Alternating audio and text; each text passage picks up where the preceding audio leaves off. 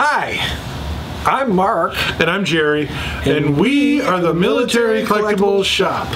Hopefully you know that by now, because we've been doing this for a while. And yet we still don't have a whole bunch of subscribers. Oh well, we're working on it. I think we're up to 4. So, you people not watching, you better subscribe. Right. If you found this video by accident, please click subscribe. All right. Anyways, we're happy to have you here. It's been another interesting week at the shop, and the weather's been kind of crummy, so I'm always impressed when people come out on dark and cold and rainy nights. But then again, it's Wisconsin, it's winter, so this is, well, it's not technically winter yet, but it feels like winter, so this is what we get. But we got some cool stuff in. Actually, some of it from a collection here in Wisconsin. Couple pieces from other places, some stuff that just came in tonight. So, at any rate, why don't we get going? All right, here we got it. It's right here. It's a placard from Major Walter Koch of a Koch. From you can't say cock. Okay. It's Koch. Koch. It's like a birthday card he made to some Fallschirmjäger general, but happy birthday to you. I don't know what's on the other side. Maybe it's really interesting, or maybe it's not. But and then there's a postcard too that was sent to somebody of Koch. Yes. Of course, but no, that's cool. Fallschirmjäger stuff is always interesting to find. Yeah, this is actually a mostly German pile, although there are some American things in here. But just looking at it, it does seem mostly German. I also got a sleeve for Mein Kampf wedding set. So, Mein Kampfs, the white ones, were given out generally as wedding gifts. Yay! Can you imagine sitting there at the gift opening? Oh, look, another copy of the Mein Kampf. You know, just pile it on there. And thank you, Auntie Grunda. But these were given out. A lot of times you'll find them presented by people, and so you always want to look in the first couple pages, see if there was a dedication, you know, from anybody to anybody. Not one yet. No. But you always want to look. It's one of those things that can make a difference if it was given out by a Gauleiter or somebody notable to somebody, because it was a very fashionable thing at the time to give out. All right, we got a bunch of Luftwaffe Insignia, so I'll just kind of rip through some of this stuff. We got some shoulder boards, some Flieger, or also Fallschirmjäger shoulder boards, Flieger or Fallschirmjäger shoulder boards. Not a pair. I thought this was a pair. Well, maybe it's a pair. It's just not ranked up enough. So maybe he only half promoted himself. Because they kind of look like a pair. Yeah, they look like a pair. Some collar tabs. Oh, and thinking of Luftwaffe collar tabs, shout out to Hayden, who's still in the Navy and probably will be for life. Okay. Some more Luftwaffe collar tabs. These ones are blue bordered for the Navy? No, maybe. I don't know. But as part of this collection, we got the Davis Luftwaffe book, which is very handy for identifying stuff that you don't know what it is. If we would have looked at it ahead of time, we might have known. Yeah. Those of you who have been here before know our pre-production skills are just a little lacking. I got some flak officers tabs, some more Luftwaffe tabs. Some Luftwaffe, I think these are the helper, flak helper. The helper monkeys. Yeah. For the flak helper guys, a lot of times Hitler Youth, sometimes even girls were flak helpers on the cruise. A Hermann Goering Division Luftwaffe Eagle on black. Some other Luftwaffe Eagles. This is kind of cool. It's a bullion, a hat and cockade eagle set done in bullion. A couple other Luftwaffe bullion eagles. These are usually worn by officers. And then some cloth badges.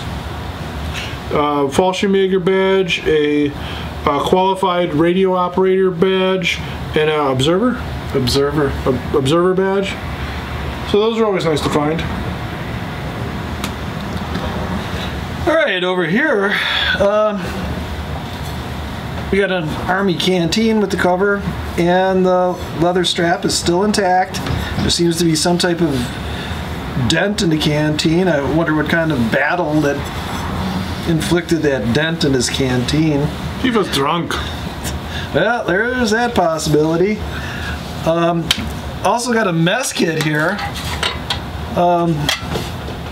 Seems the cover is a darker color than the body. I don't know how they would have messed that up. Ah, it's a mess kit. Or as they say, the curtain doesn't match the rug.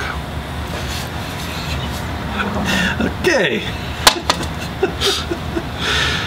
And, well, we got some pipe tobacco.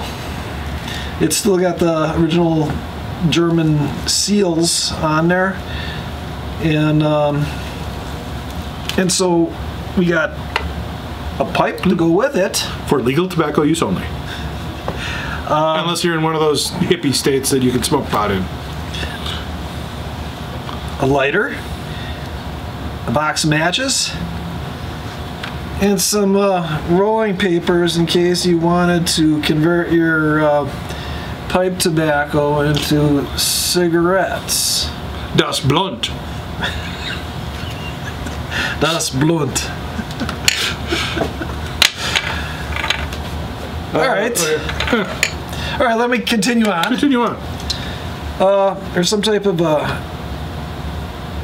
can opener or That's apple peeler or something. I haven't. Cherry pitter. I don't know. Whatever it is, it must be good.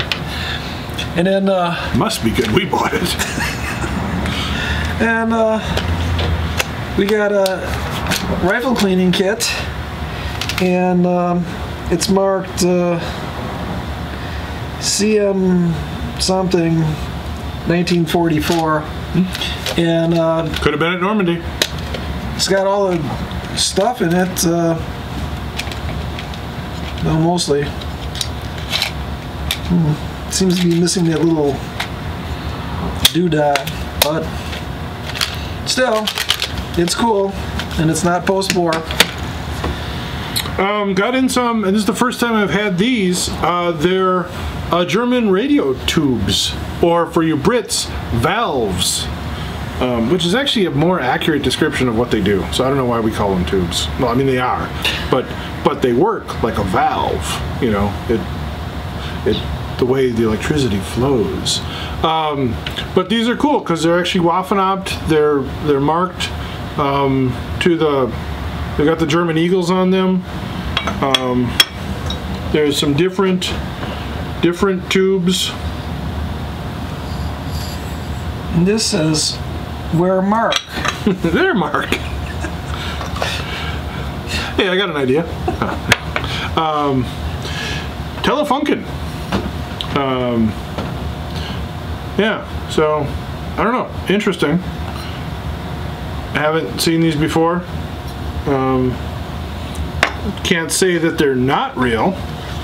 Another Telefunken tube in a partially sealed box. Telefunken was still in business for a while after the war. They made a lot of radios and radio bits. Interesting thing about the German radios is that on the frequency dial, they actually had like filters to notch out like the British and other airwaves, so you could only get German radio stations. So get this, controlling the media was one of the things that the dictators did to stop the flow of information. Interesting concept. Wow. Oh, and a little tube. Ooh, look at that. Oh, it's even got a little eagle on it too. Wow. Those Germans. What do they think of next? So this should help us get our time machine a little closer to working. Excellent. All right, so we got some marching compasses. We got 5 different ones, and I mean, it makes me almost want to learn compasses? How to march. But they all point to Ost. Oh. These are cool. I like compasses. Yeah, apparently this guy liked them too because he collected them.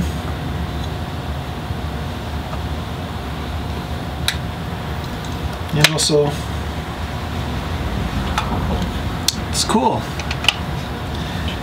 Yep, hold on, there's somebody at the door. We'll go to a commercial right now.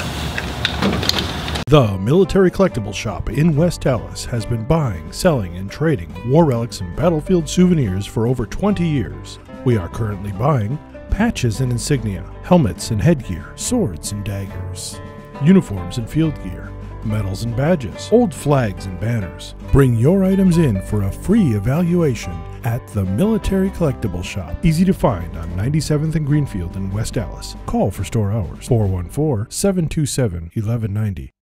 All right, let's try and look the same. So these will help us complete our German time machine. That'd be great. All right, we seem to have 2 boxes of the glasses that you put inside of gas masks.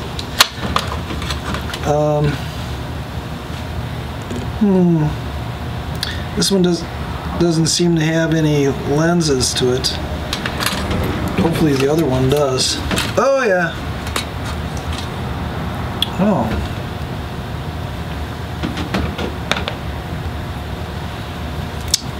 Here we go.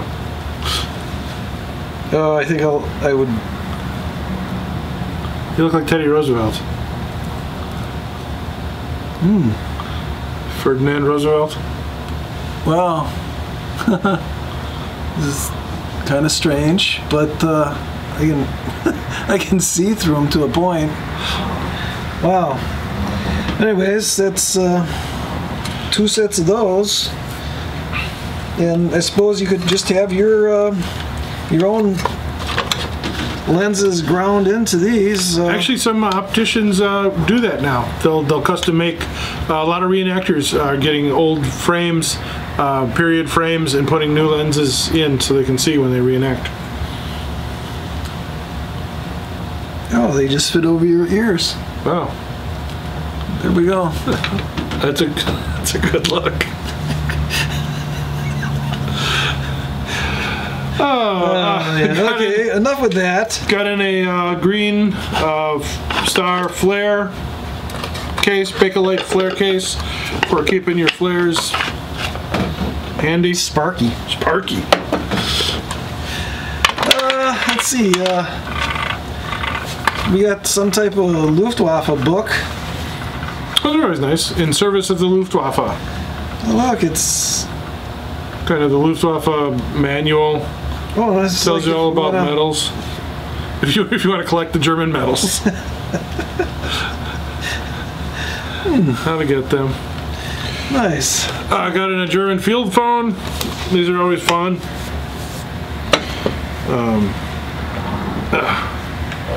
The child-proof lock is on it. You gotta push that button in. I'm trying. I am weak from hunger. Your fingers, they must grow stronger. It's a phone. Crank it up. Hello. All right, we got this German card book. They have these pictures, like propaganda cards. Yeah, printed on these.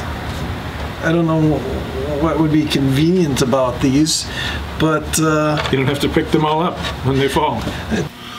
Hi, we're still here. Yeah. We just got distracted a little bit, right. But I don't know if I mentioned these really cool. I don't know if this is a little schnapps flask or whatever they are, but there's an orange one and there's like a brownish purple one.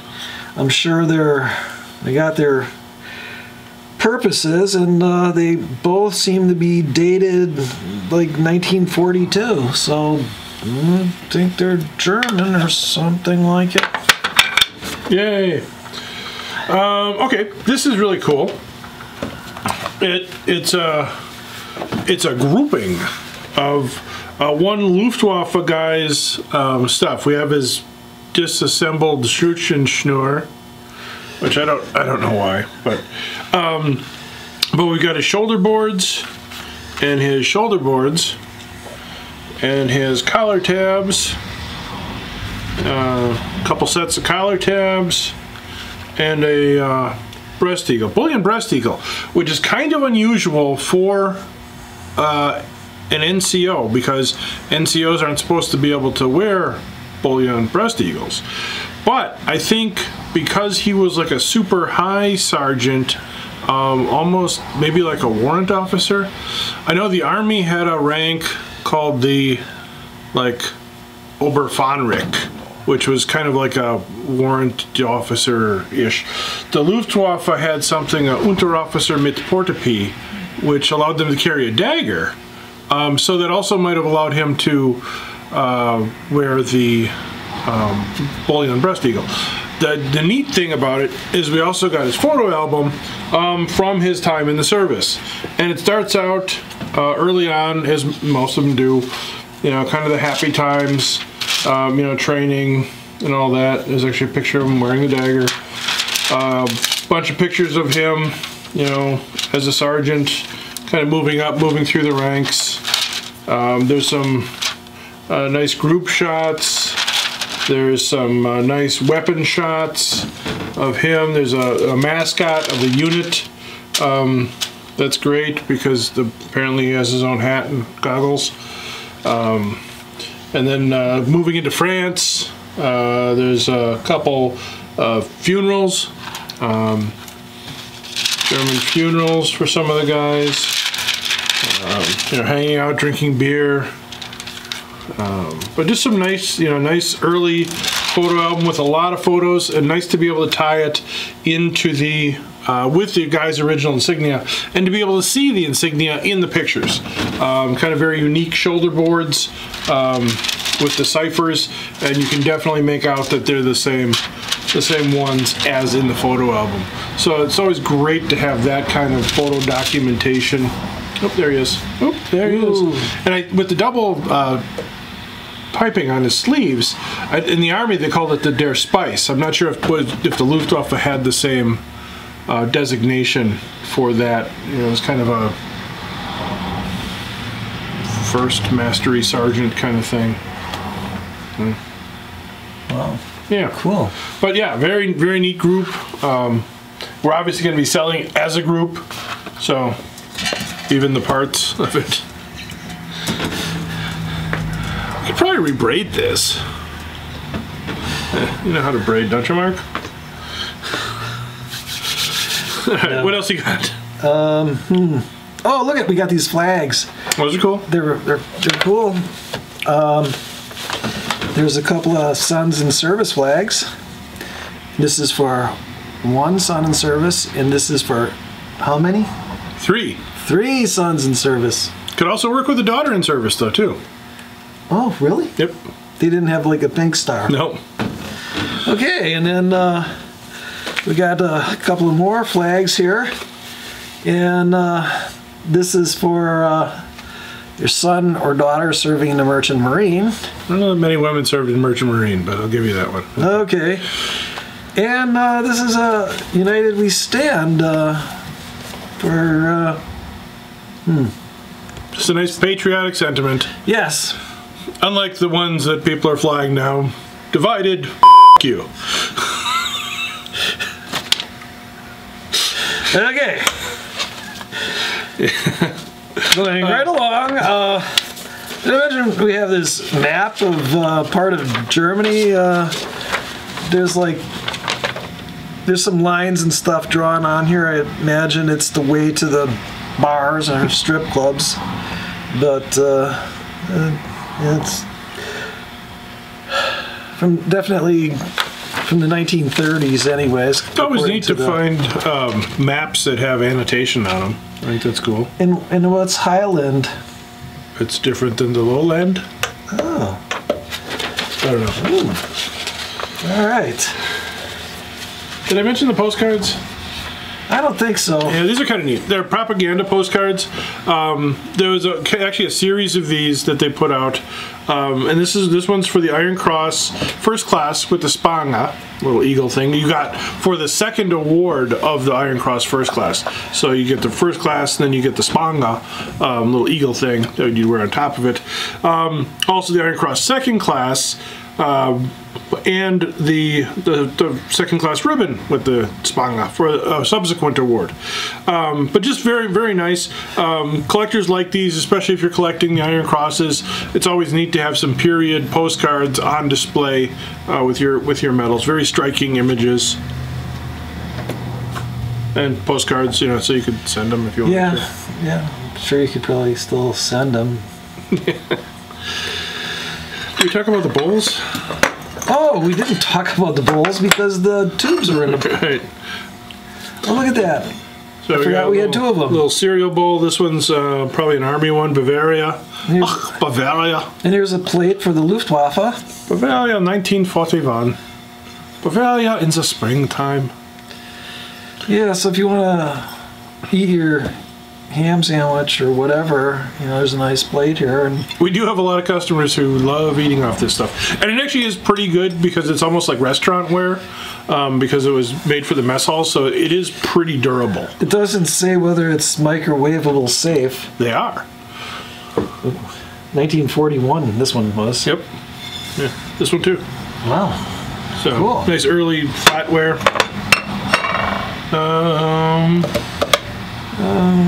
Oh, I've got my picture. Oh, yeah, he's got a really...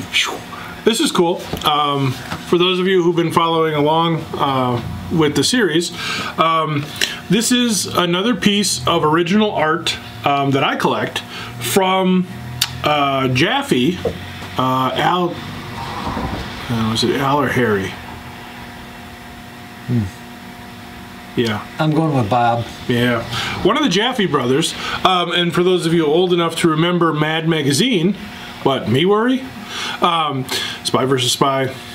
Yeah, you remember. All those magazines your mom took away from you? No, not those. The other ones. But during the war, he was a young kid and a young illustrator. He was very talented at a very young age. So they started making up airplane paintings and selling them in New York. They took them to galleries, they took them to department stores, and there was a huge market for these. So they started kind of kicking them out and producing them until one day a gallery owner said, hey kids, how about we make some prints of them there paintings? So you see a lot of the actual prints that were done during the wartime of all different kind of planes. This one happens to be a Hawker Hurricane, a British Hurricane, but you'll see a lot of the early bombers, a lot of the early fighters. But this is an actual painting that he did, signed his name in pencil, and annotated it. So I think I've got 3 now or 4 in my collection of the actual paintings. So cool. One of those things that I'm looking for my own. And the prints are nice. The prints augment, you know, War Room very nicely. And the prints generally can be had between $20 and $35. There's a lot of them online. But the actual paintings are harder to find because obviously he didn't do as many of them. And once they realized that they could mass produce them, they just mass produced them. Okay. I think that's it. Oh, a knife. Oh, look at, that's a knife. Look at this knife. Yes. It's an original, unmarked. I think the knife is an Oleon. An Oleon. Or lion. Oh. For those of you who don't parlez-vous français. My knuckles have a hard time fitting between these things. It's stuck. Might be driving home with that thing on. Yeah, what could possibly go wrong? But it's original, and you know, they're getting hard to find. They really are. And this one's got the scabbard. Now this is an LF&C scabbard, Landers, Frary, and Clark. The interesting thing, we actually do have an Oleon scabbard that normally I would pair up with that because it's an Oleon knife. But in this case, this particular knife was actually issued in World War II to a U.S. Army Ranger. So that makes it a little more cool, at least in my book, you know, than your average World War I knife.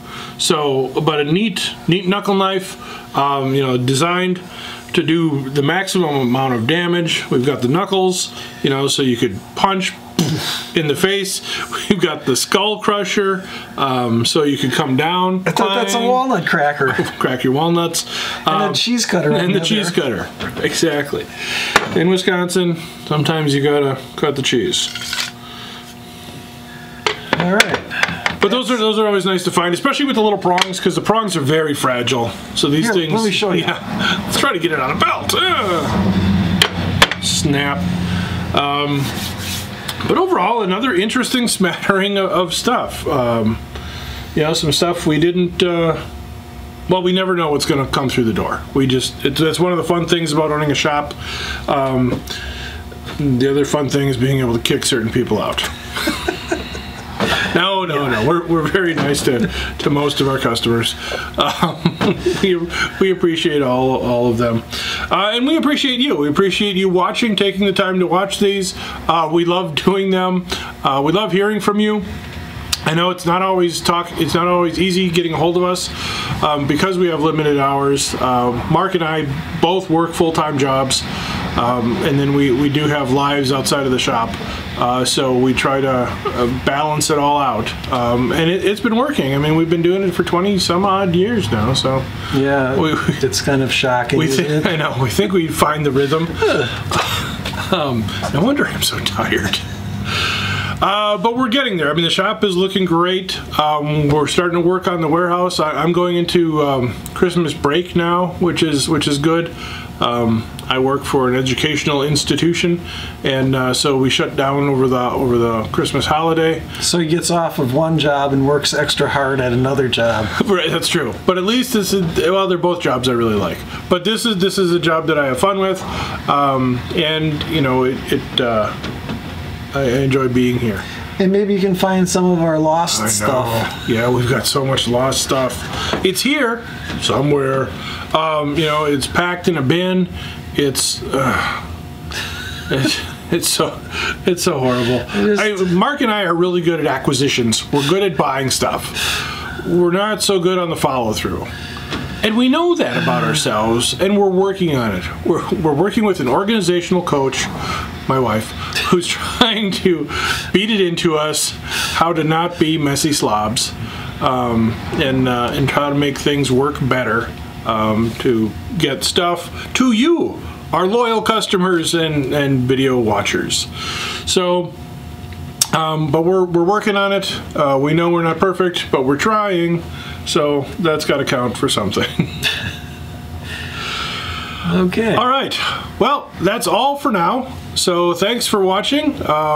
December's upon us. We'll probably get a couple more of these in before the new year. So as always, if you haven't subscribed, please subscribe.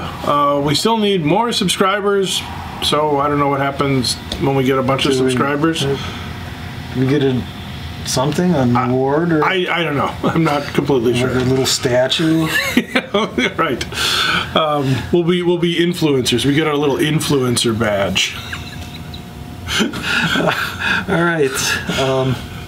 Anyways, I'm Mark. And I'm Jerry. And we are the Military Collectibles Shop. Visit us online at militarycollectibleshop.com or militarycollectorshq.com. You can always email us at militaryshop@yahoo.com. And if you're like a bunch of people, just call us and talk to us. on the phone. We'll talk to you if we can. Sometimes we're busy. We do love hearing from you, though. It's great to meet people virtually, you know, from all over the country. So that's very cool, and from other countries too. All right. That's all for now. We gotta go. The snow's piling up. So take care, everybody. We'll see you soon on the next episode of What's New at the Military Collectibles Shop. All right. And that's a wrap. Cut. All right. I did get this great idea. You have an idea? Yes. Okay. The next episode, when it comes on,